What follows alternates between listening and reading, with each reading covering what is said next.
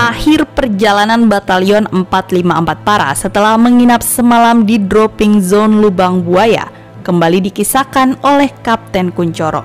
Jumlah kami tinggal satu kompi. Paginya setelah saya kembali dari mandi, Mayor Sukirno muncul. Saya segera minta petunjuk, pasukan kita harus dibawa kemana. Saya segera diajak berjalan ke arah sebuah warung.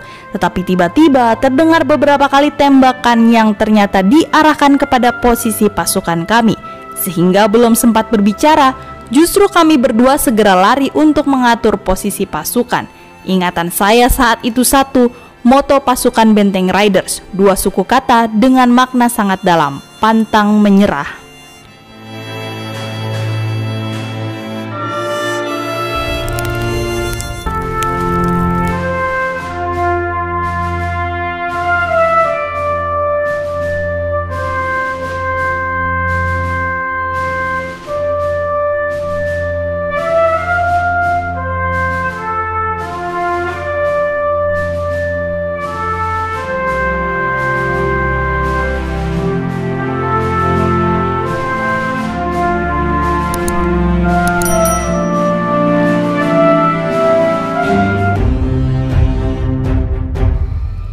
Sebuah first contact, sengit meletus.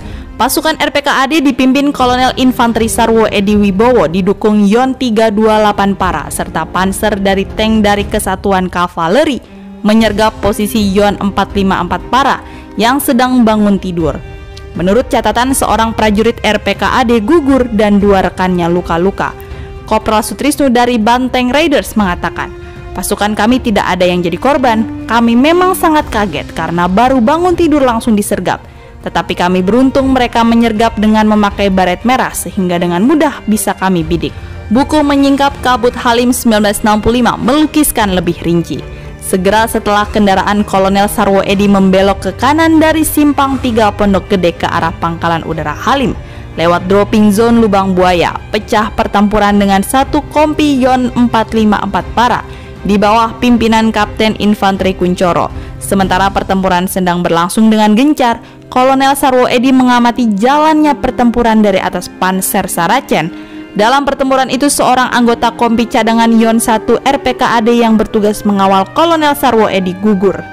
Mendengar pertempuran meletus di arah selatan landasan Pacu, Mayor Infanteri C.I. Santosa, Komandan Batalion 1 RPKAD, yang sedang berada di sisi utara Pangkalan Udara Halim segera meluncur dari arah Jatiwaringin menuju Pondok Gede untuk mengambil langkah selanjutnya.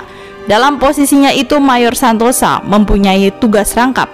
Satu sisi menjaga keselamatan Kolonel Sarwo Edi, di sisi lain dia harus mengendalikan pertempuran. Pertempuran terhenti setelah Komodor Udara Ignatius Dewanto bersama Kapten Udara Oscar Kudimang dengan naik jeep mengibarkan bendera putih masuk ke tengah lapangan, meminta ceasefire.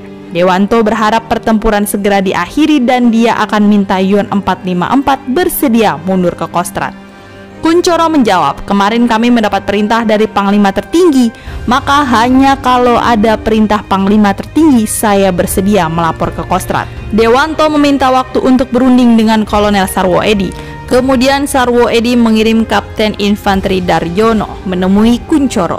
Dalam pertemuan tersebut tercapai kesepakatan akan dilakukan ceasefire sambil menunggu kedatangan Komodor Dewanto dan Kolonel Sarwo Edi yang akan terbang ke Bogor naik helikopter mohon petunjuk presiden atau pemimpin besar revolusi. Menurut Kapten Kuncoro, sekitar pukul 16 Komodor Dewanto datang sambil membawa surat perintah yang ditujukan kepada Jenderal Suparjo. Mengingat isinya mengenai Yon 454, maka suratnya langsung diserahkan kepada saya. Isinya pertama, agar Batalion 454 menghindari pertumpahan darah. Kedua, supaya Yon 454 dikonsingir. Perintah siapa? Tanya auditor dalam sidang Mahmilub. Kuncoro menjelaskan, perintah tertulis pemimpin besar revolusi ditandatangani Presiden Soekarno di Bogor tanggal 2 Oktober 1965. Berdasar perintah tersebut, paginya saya menghadap Panglima Kostrad untuk melapor. Demikian kegiatan Batalion 454 selama bertugas di Jakarta dan sewaktu terjadi gerakan 30 September.